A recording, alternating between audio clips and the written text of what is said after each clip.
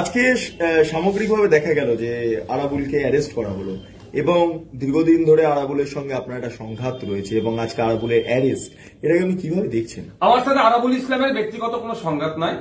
গণতন্ত্র রক্ষার লড়াই আমরা এগিয়ে যাই। আর আরাবুল ইসলামদের মতো যারা আছে তারা গণতন্ত্রকে হত্যা খেলায় যেতে ওঠে। আমাদের দ্বারাই আমাদের পার্টি কর্মীকে খুন করেছিল, সেজন্য আমাদের দ্বারাই কলকাতা হাইকোর্টে একটা কেস করেছিলাম।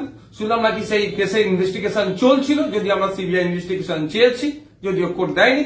তো কেসটা কোর্টে রান করছিল, খুব তাড়াতাড়ি কেসটা উঠতো। কোর্টকে কি জবাব দেবে সেই জন্য হয়তো অ্যারেস্ট করেছে আরাবুল ইসলাম সাহেবকে।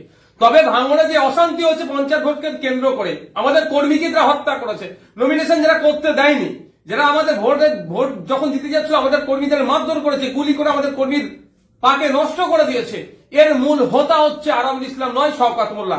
যে শওকত মোল্লা অভিষেক ব্যানার্জির কাছের লোক, সেই শওকত মোল্লাকে অ্যারেস্ট করতে হবে। প্রয়োজনে আমরা এটাকে নিয়ে উচ্চতর আদালতে যাতে আমরা প্রস্তুত আছি, যদি সাবজুডিস ম্যাটার চলছে। আমরা চাই শওকত মোল্লাকে অ্যারেস্ট করা হোক, যে পাওনের অবজারভার ছিল, বাইরে থেকে গুন্ডা মাস্তান অস্ত্র শস্ত্র নিয়েছে, এই আরাবুল ইসলামদের সহযোগিতা নিয়ে ভাঙড়ে অশান্তি করেছে, যে অভিষেক ব্যানার্জির কাছের লোক, তাকে অ্যারেস্ট করা হোক। এখন আরাবুল ইসলামকে আমার মনে হয় তো এক ধরনের ছেটে ফেলা হচ্ছে, কারণ আরাবুল ইসলাম তুলনামূলক এখন তার শক্তি ক্ষয় হয়েছে, সে আর এখানে দাঁড়াতে পারছে না।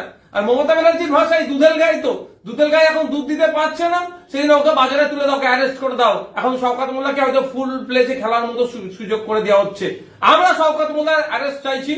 শওকত মোল্লার নেতৃত্বে ভাঙড়ের সমস্ত রকম অশান্তি হচ্ছে, তাকে যদি অ্যারেস্ট করে আমরা আইনের দ্বারস্থ বাড়াবো।